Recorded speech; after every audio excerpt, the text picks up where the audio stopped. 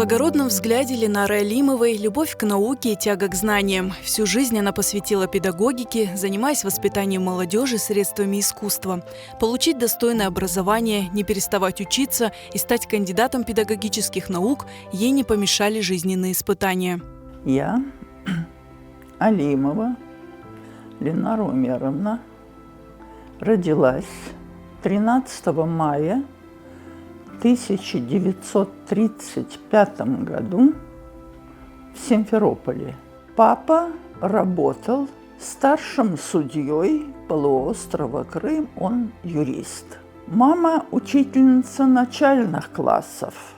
Буквально перед началом войны в 1938-1939 году семья, наша мама с папой, переехали в Лучистое, Демирджи. В Демирджи у нас был дом еще от дедушки и бабушки по линии отца. Табачная, 16 – это дом, построенный моими родителями. Ленара Ханым хорошо помнит, как началась война. Трагичные эпизоды оккупации врезались в память навсегда. А Шри Хартанам пришла и стала говорить маме: «Вай, Балам, они что-то говорят, коммунист, коммунист». И что получилось? Только она поговорила, ушла, как дайма забрали.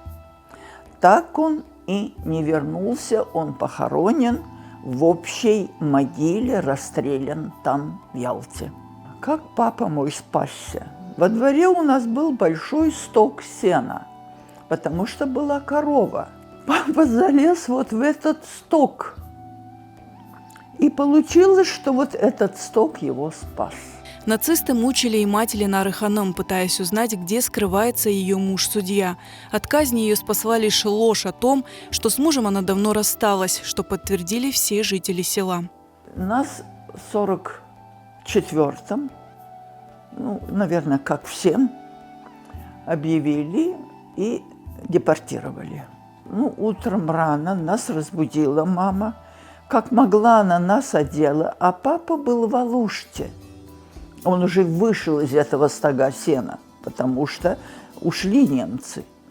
Грудной ребенок, это младшая моя сестренка, Эдие Алимова, она родилась 29 декабря 1943 года.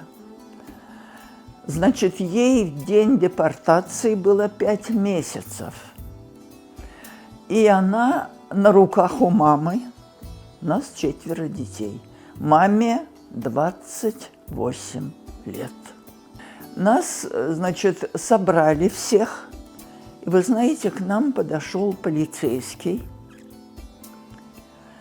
и говорит: идемте домой, маме, возьмите, вас далеко везут, возьмите детям что-нибудь. Он взял стеганое детское одеяло, взял зингерскую машинку швейную, завернул вот в это одеяло и сам понес. У нас на прокат брали эту зингерскую машину и шили ичиги, кожаные узбекские. В ссылке семью ожидали еще более страшные годы, которые Ленара Ханым не может вспоминать без дрожи в голосе. Привезли нас в Узбекистан, в город Ангрен. И вы знаете, какая была территория, куда нас завезли? Вот так вот буквой «П», вот так вот построена большая территория. Маленькое окошко. Из этого маленького окошка видно только поле. Потолок был соломенный. И вот мы только переночевали, а на нас оттуда падает всякая живность. Все. Утром какие-то непонятные жуки. И что моя мама сделала? У нее было платье. Она его разрезала, и это платье вот так вот прибили, хотя бы чтобы наши головы были закрыты. вот в эти ворота въездные постоянно заезжали арабалар и вывозили умерших. Не успевали вывозить. Но я очень хорошо помню случай, когда женщину положили, укрыть особо, какой там саван. Никакого савана нет.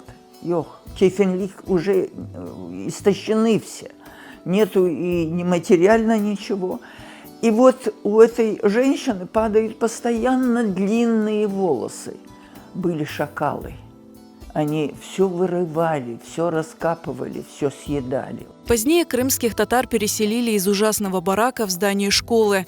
Отец Ленары Ханым работал на урановых рудниках, чтобы кормить большую семью. Уже открыли классы, где преподавался русский язык. И вот мы уже пошли в школу. Писали мы, вот газета, и вот не было, бумаги не было, писали карандашами, разумеется. Вот на этих полях мы писали. Ни букварей, ничего. И вот как-то продавался букварь. Как уж у мамы получилось. Второе платье она продала и купила нам букварь.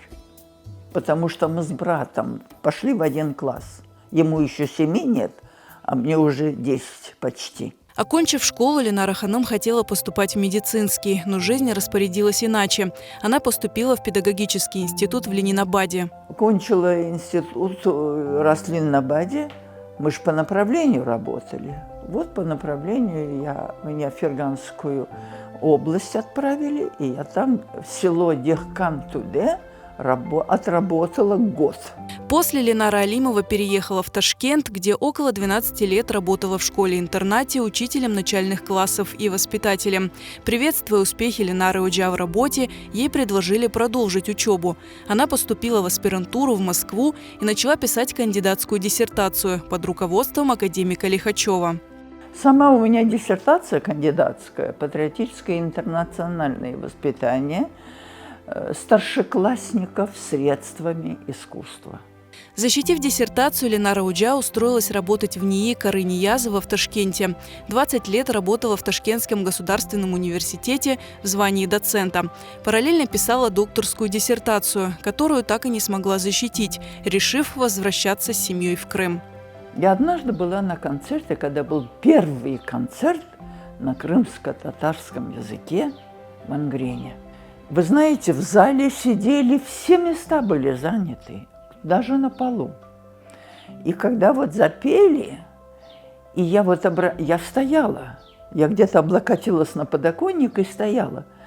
А папа, конечно, сидел. Вот запели эту песню на крымско-татарском языке, зал не просто плакал, ревел. Был общий рев в зале. У папы я никогда такого плачущего его не видела. Ну как можно было менять родителей, их желание ехать с моей докторской? Я даже не сомневалась. В Крыму Ленара Алимова 25 лет работала в КИПУ имени Февзия Кубова, 15 лет руководила кафедрой педагогики. Замечательная кафедра, трудоспособная и трудолюбивая кафедра. У нас была не просто коллектив, у нас была семья, взаимовыручка, постоянное стремление что-то добавить, что-то изменить. Очень любила я свою работу, очень любила я студентов.